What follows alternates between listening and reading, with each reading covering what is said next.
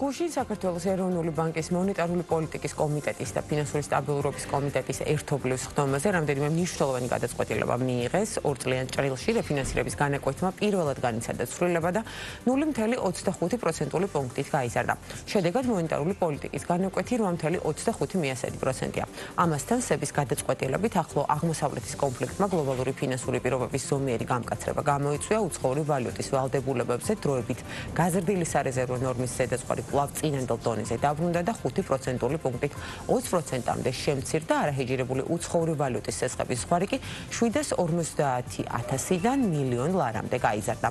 ცვლილებები ძალაში მიმდინარე წლის 1 ივლისიდან შევა. რამ განაპირობა აღნიშნული გადაწყვეტილებების აუცილებლობა, როგორია ქვეყნის ცენტრალური ბანკის არგუმენტები და რა შედეგებს ელისების ცვლილებების კვალდაკვალ, ფინანსური სტაბილურობის დეპარტამენტის უფროსი დავით უტიაშვილია დეტალებით ბიზნეს პარტნიორის სტუმარი. მოგესალმებით ბატონო დავით. მადლობა სტუმრობისთვის და დავიწყოთ რა თქმა უნდა რეფინანსირების განაკვეთის ცვლილებით, რადგან 2 წლის განმავლობაში ეს არის პირველი შემთხვევა, როდესაც რეფინანსირების განაკვეთმა განიცადა ცვლილება. რა არის მთავარი მიზეზები და არგუმენტები აღნიშნული გადაწყვეტილების, რომ გითხრათ და რამდენად პროგნოზირებადი იყო ბაზრისთვის ეს? ჩვენ ეს უკვე შეგვიძლია რომ მეორე მონეტარული პოლიტიკის კომიტეტი იყო მას შემდეგ რაც ხედავთ რა ხდება ახლო აღმოსავლეთში და პრინციპში კომიტეტისგან განსხვავებით ახლა უკვე დავინახეთ რომ კონფლიქტი მოსალოდნელზე დიდხანს გრძელდება და ნავთობის ფასებზე მაგალითად მის ეფექტები უკვე ასახულია. ამას ხედავთ მათ შორის ქართულ ბაზარზეც ხო ბენზინი გაძვირებულია. ცხადია ამის საპასუხოდ ეროვნულ ბანკს არ შეუძლია რომ ის ინსტრუმენტი ამოქონდოს რაც თქოთ ნავთობის ფასში ამცირებს, თუმცა ხედავთ რომ არის გაზრდილი რისკები რომ ამან ასე თქოთ მეორადი ეფექტები მოგვცეს და უკვე აისახოს მოლოდინებში რომ ადგილობრივ ბაზრის მოსთამაშეებსაც გაუშვათ მოლოდინი რომ მათი პროდუქტებიც ანალოგიურად შეიძლება გაძვირდეს. ამიტომ ეროვნული ბანკის ეს გამკაცრება 0.25% პუნქტით ასახავს სწორედ ჩვენ მიზანს რომ როგორმე გავლენა ვიქონიოთ პოტენციურად მეორად ეფექტებზე და ასევე გაზრდილი ინფლაციური მოლოდინებზე. ანუ ეს არის ასე ვთქვათ წინსწრები ნაბიჯი პროაქტიული გადაწყვეტილება რომ ასეთი მოლოდინები შევარბილოთ და ველოდებით კიდეც რომ ჩვენი გადაწყვეტილების შედეგად და ზოგადად ჩვენი პოლიტიკის შედეგად მას შემდეგ რაც ეს ნავთობის შოკი მიიწურება უკვე მომდევნო წლისთვის ინფლაცია თავის მიზნობრივ მაჩვენებელს 3%-ს დაუბრუნდება. კი ბატონო, გადავიდეთ ახლა შემდეგ გადაწყვეტილებაზე. ეს არის უცხოური ვალუტის დეპოზიტებზე სარეზერვო მოთხოვნის 5%-ით შემცირება, რეალურად დაბრუნება იმ მაჩვენებელზე, რაც იყო აღნიშნული მაჩვენებლის გაზრდის გადაწყვეტილების მიღებამდე. მოვისმინეთ ეროვნული ბანკის პრეზიდენტის პოზიცია ამასთან დაკავშირებით, თუ რაზეა მიმართული, საინტერესოა, რას ცვლის, ანუ რას ნიშნავს ეს ცვლილება, რომ გითხრათ და რამ განაპირობა ასევე ვთქვათ რომ განგვიმარტოთ. ჩვენ ეს გაზრდა 2024 წლის ბოლოს განახორციელდა და მაშინ გასვოთ ალბათ სიტუაცია, ვთქვათ, სავალუტო ბაზის მდგომარეობა იყო ასეთი, რომ ჩვენ ქონდა ზეწოლა გაცვლით კურსზე, ეროვნულ ბანკს განახორციელა ინტერვენციები, დოლარი მივაწოდეთ იმ დროს ბაზარზე და ამან ასე ვთქვათ ჭარბი დოლარი ლიკვიდობა განაპირობა საბანკო სექტორში და იყო რისკი, რომ ეს ჭარბი ლიკვიდობა გაცემულიყო ამ სასხებლებზე სასხის სახით, რაც გაზრდიდა დოლარიზაციას. ამის საპასუხოდ განახორციელეთ მაშინ ეს გადაწყვეტილება. ახლა გვაქვს შებრუნებული სიტუაცია, ეროვნული ბანკი ყიდულობს დოლარს, ჩვენ რეზერვები შევიცეთ ბოლო თვეების განმავლობაში და ეს პროცესი გრძელდება, ამიტომ ჭარბი ლიკვიდობის რისკები ბაზარზე აღარ დგას და მაშინვე იყო დაანონსებული, რომ ეს ინიციატივა იყო დროებითი, ამიტომ დამატებით კიდე ასეთი მკაცრი ინსტრუმენტი საჭიროა ბაზარზე აღარ იყო და ასევე მეორე მხარეს ხედავთ რომ გლობალურად ფინანსური პირობები მკაცრდება, ეს შეეხება უცხოურ ვალუტის ფინანსებსაც, ხედავთ რომ არის რისკები რომ იგივე შეერთებულ შტატებმა სხვა ცენტრალურ ბანკებმა კიდევ უფრო გაამკაცრონ მონეტარული პოლიტიკა, ამიტომ ეს გაზრდილი განაკვეთები რომ არ გადმოეცეს ქართულ ბაზარს, ამის საპირისპიროც იყო ეს გადაწყვეტილება მიღებული და შედეგად ამას ექნება ცხადია პოზიტიური გავლენა, ერთი რომ თუ ასეთი გამკაცრება კიდევ გაგრძელდა გლობალურად უფრო ნაკლებად გადაეცეს ჩვენ სასხებლებს და ზოგადად იგივე SME სექტორში ან მსხვილ კორპორაციებში რომელიც კვლავ უცხოურ ვალუტას ესხულობს, მათთვის ასე ვთქვათ, სასხლის ხელმისაწვდომობა არ შემცირდეს და პირიქით გაიზარდოს. და კიდევ ერთი ცვლილება, რომელიც 1 ივლისიდან ამოქმედდება, ისეხება არაჰეჯირებული უცხოური ვალუტის სესხებს, ზედაზღვარი გაიზარდა. ამ ნაწილშიც ავხსნათ დეტალურად თუ რასთან გვაქვს საქმე, ვის ეხება და რას ნიშნავს, რადგან ინტერნეტის სეში გამოიწვია 100 და სხვადასხვაობა, რაც ინფორმაციის ნაკლებობით იყო დიდწილად ალბათ გამოწვეული. დიახ, შეგვიძლია პირდაპირ თქო ინსტრუმენტზე ვისაუბროთ, როგორ მოქმედებს ეს თქო ცეცხლებელი, როდესაც მიდის ბანკში, ჩვენ ყველა უკვე შევეჩიეთ ამ პროცესს, რომ ბანკი ამოწმებს თქვენ შემოსავალს და აქ შემოდის კიდევ ერთი პირობა, რომ ბანკმა აუცილებლად უნდა შეამოწმოს შემოსავლის ვალუტას. თუ თქვენ გაქვთ უცხოურ ვალუტაში შემოსავალი, მაგათად გზავნილი გაქვთ დოლარში, თქვენ შეგიძლიათ აი ეს უცხოურ ვალუტის სესხი, მაგრამ თუ თქვენ შემოსავალი არის ლარში, თქვა დასაქმებული ხართ საქართველოში, ამ შემთხვევაში სესხის თანხა თუ 1 მილიონ ლარზე ნაკლებია, ამ შემთხვევაში ბანკს ასე ვთქვათ შეზღუდვას უწესებთ, რომ არ გასცეს უცხოურ ვალუტის სესხი, იმიტომ რომ სესხებელი იქნება დაუცველი, ჩვენ გვაქვს მცურავი გასვლითი კურსი, ხედავთ რამდენ მაღალია რეგიონში თუ გლობალურად რისკები, ამიტომ ვფიქრობთ, რომ მოხმარებელმა სავალუტო რისკი აიღოს, ახლა არის ეს ჭარბი რისკი, ამიტომ შედარებით მოწყვლად სესხებლებს, რომელიც მცირე თანხებს ესხულობენ, მათთვის არის ეს პირობა დადგენილი, რომ მათი შემოსავალი უნდა იყოს უცხოურ ვალუტაში და ამ შემთხვევაში ბანკს შეუძლია რომ გასცეს უცხოურ ვალუტის სესხი, სხვა შემთხვევაში უნდა გასცეს ლარის სესხი, რომ ესაზღვრებები იყვნენ დაცული პირველ რიგში და ასევე ფინანსური სექტორიც იყოს დაცული, რომ თქვა თუ მათ სესხი ვერ გადაიხადეს, ეს ფინანსური სექტორისთვისაც ტვირთია. ჩვენაც ლიმიტი პირველად 2017 წელს შემოვედით 100,000 ლარი იყო და შემდეგ ეტაპობრივად ვსდიდით ხოლმე, მიმდინარე მდგომარეობით ეს არის 750,000 ლარი და 1 ივლისიდან უკვე 1 მილიონ ლარამდე მოცულობის სესხებით ამავე პირობით უნდა გაიცეს, რომ სასხებელს უნდა კონდეს იმავე ვალუტაში შემოსავალი, რომ აიღოს ვალუტის სესხი.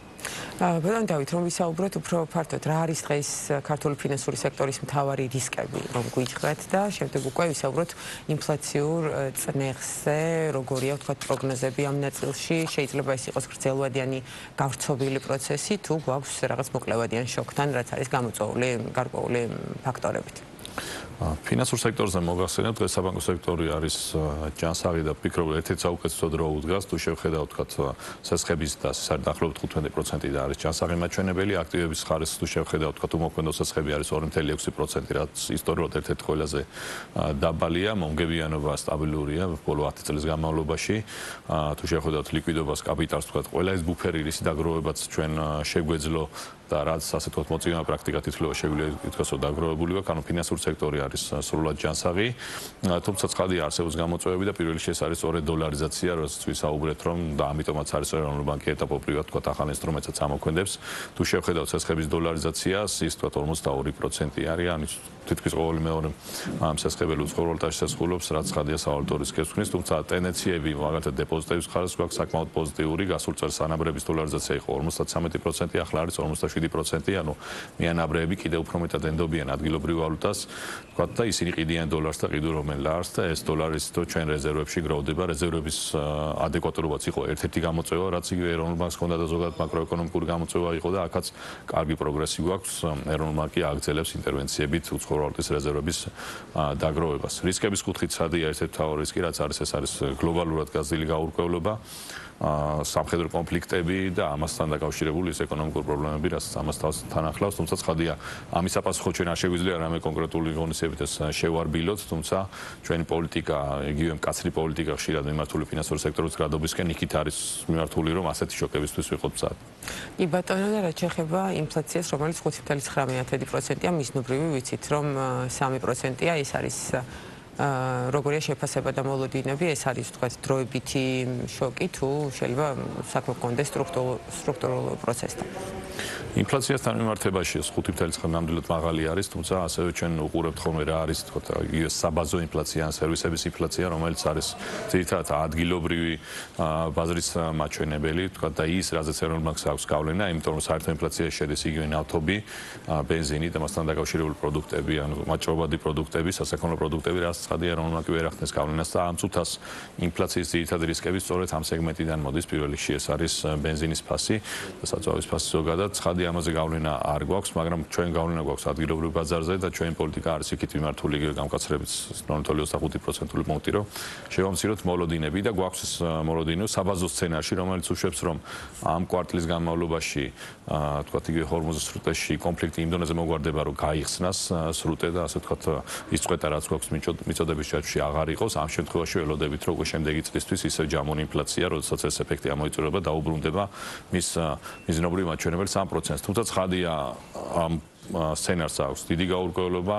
იმიტომ რომ ჩვენ ხედავთ რომ სოფლიოში თქვა შესაძლებელია ეს კონკრეტული კონფლიქტი ამოიწუროს, თუმცა ძალიან ბევრი სხვა გამოწვევა არის გლობალურ გეოპოლიტიკურად, ამიტომ რისკები ძალიან გაზრდილია და ამიტომაც არის რომ ჩვენ გქონდა გამკაცრებული პოლიტიკა 8% და ეს 8.25% კიდევ უფრო გამკაცრდეს სწორედ მაგიტომ რომ რისკებს უპასუხოთ. ეროვნული ვალუტის კურსის სტაბილურობაზე მინდა გითხოთ, რამდენად იყო ერთ-ერთი მნიშვნელოვანი ფაქტორი თქვენს მიერ მიღებულ გადაწყვეტილებებში და რა როლი აქვს ამას? ზოგადად ჩვენ გვაქვს სურავი გაცვლითი კურსი, რაც ნიშნავს, რომ გაცვლითმა კურსმა სრულად უნდა ასახოს ის ბაზრის ტენდენციები და ფუნდამენტური ფაქტორები და ამ კუთხით, ასე ვთქვათ, ჩვენი პოლიტიკის ძირითადი მიზანი არ არის, თუმცა ცხადია ამ ქვეყანაში სტაბილურობის აღქმის ერთ-ერთი მნიშვნელოვანი ფაქტორი არის გაცვლითი კურსი და ამას უყურებთ ჩვენ ცხადია და მეორე მხრივაც გაცვლითი კურსი ასახავს ჯამურად მაკროეკონომიკურ ტენდენციებს და ის სტაბილურია, იმიტომ რომ მაკროეკონომიკური გარემო არის სტაბილური, ხო? მარტის თვეში ჩვენ გქონდა ეკონომიკური და 10% და ბოლო 5 წლის საშუალოდ 9%-ზე მეტი არის, ამიტომ ძალიან ძლიერი ეკონომიკური ზრდა გვაქვს, სტაბილურობა სხვა მაკროეკონომიკური პარამეტრების კუთხითაც რეზერვებს ვაგროვებთ, ამიტომ ჩვენ გვაქვს მოლოდინი, რომ ეს ძლიერი შემოდინებები, რაც ბოლო პერიოდში ჰქონდა, გაგრძელდება და ეს რეზერვების პოლიტიკაც, დაგროვის პოლიტიკაც გაგრძელდება და გაცვლითი კურსის სტაბილურობაც იქნება, თუმცა ისევ და ისევ ჩვენ არ შეგვიძლია ვთქვათ გაცვლითი კურსის კონკრეტული პროგნოზი, იმიტომ რომ ის ისეთ ფაქტორებზეც არის დამოკიდებული, როგორც არის რეგიონში არსებული სიტუაცია ან ჩვენი პარტნიორი ქვეყნების გაცვლითი კურსები, ამიტომ ცხადია რისკები მაღალია. რომ მიუბრუნდეთ რეფინანსირების განაკვეთის ზრდის ეფექტებს, რა გავლენა შეიძლება იქონიოს მან დაკრედიტებაზე რომ გვითხრათ და კომერციული ბანკებისგან თუ ელით საპროცენტო განაკვეთების ზრდას? ცხადია პოლიტიკის გამკაცრებას ბუნებრივად მოყვება ის რომ საპროცენტო განაკვეთები ბაზარზე მცირედ გაიზრდება ლარში და ცხადია ბაზარზე შეიძლება იყოს სასხებლები თქვა იგივე ვინც გრძელვადიან სასწრებს იპოთეკურ სასწრებს მართლაც შეიძლება იყოს ეს დამატებითი ტვირთი თუმცა ეს არის ძირითადი ინსტრუმენტი ცენტრალური ბანკის რომ ებრძოლოთ ინფლაციას იმიტომ რომ თუ ჩვენ ინფლაციური მოლოდინები არ შევანელებთ და თქვა ინფლაციას არ მივიყვანოთ მიზნობრივ მაჩვენებელზე ეს იქნება ეკონომიკურად უფრო დიდი პრობლემა ვიდრე ის დროებითი პრობლემა რომ თქვა საპროცენტო განაკვეთები აისახოს სესხის განაკვეთებზე ჩვენ ერთი რასაც ყოველთვის ვცდილობთ მოსახლეობას მოუწოდოთ რომ იგივე ცხრა განაკვეთიანი სესხები გავრცელებული პრაქტიკაა თუმცა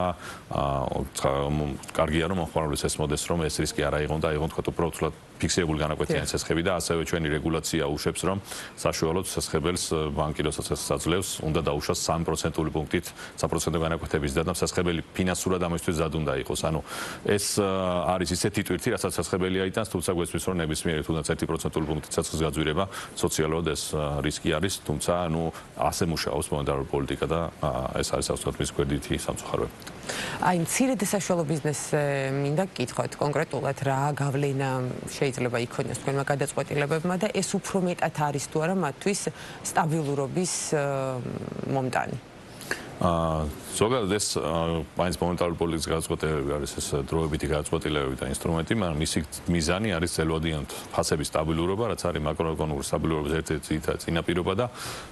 ვფიქრობ, რომ ბიზნესისთვის, მათ შორის მცირე ბიზნესისთვის თავი არის ძელვადიანი მაკროეკონომიკური სტაბილურობა. ან ჩვენი პოლიტიკა აქეთ არის მიმართული და ჯამში ამას ექნება დადებითი ეფექტი. მოკლევადიანი ეფექტი არის ის, რომ კი საპროცენტო განაკვეთები შეიძლება აისახოს, ეს გამოწვევა არის, თუმცა ახლა გვაქვს ძლიერი ეკონომიკური ზრდა და ეს რაიმე გადახცუნარიანობის ან სხვა რისკებს, მათ შორის მცირე მეწარმეებისაც არ გამოიწვევს. რაც შეეხება მეორე შერბილებას, ეს თქვა სარეზერვო მოთხოვნების კუთხით, ეს პირიქით ჩვენ ვცდილობთ, რომ გარედან მომდინარე, თქვა საპროცენტო განაკვეთების ზრდა ნაკლებად აისახოს ადგილობრივ ბაზარზე, ანუ სარეზერვო მოთხოვნების შერბილება პირიქით იგივე SME სექტორისთვის და მათ შორის შედარებით მცირე კორპორაციებისთვისაც დადებით შეიძლება იყოს სასხებზე ხელმისაწვდომობის კუთხით. ეკონომიკური ზრდა ახსენეთ თქვენ 6.5% არის ეროვნული ბანკის პროგნოზი წლიურად ეკონომიკური ზრდის. მაღალი განაკვეთი რამდენად შეიძლება გახდეს მიზეზი ეკონომიკური ზრდის შეანელების და ასევე თუ განიხილება ვთქვათ პროგნოზის გადახედვა. ჩვენ თუ შევხედავთ ეკონომიკური ზრდის პროგნოზებს, პრინციპში ბოლო უკვე 3-4 წელია ყოველთვის ის ეხდებოდა რომ პოზიტიურად ხდებოდა ამისი გადახედვა, მათ შორის ეს ბოლოსდაც პოზიტიური იყო. ჩვენ თუ შევხედავთ პირველ კვარტალს, საწყისი მოლოდინი იყო, ეს ყოფილიყო დაახლოებით 6%-ის და მაგრამ ხედავთ რომ 9%-ზე მეტი არის პირველ კვარტალში და მარტში სულაც 10.2 იყო. ცხადია ეს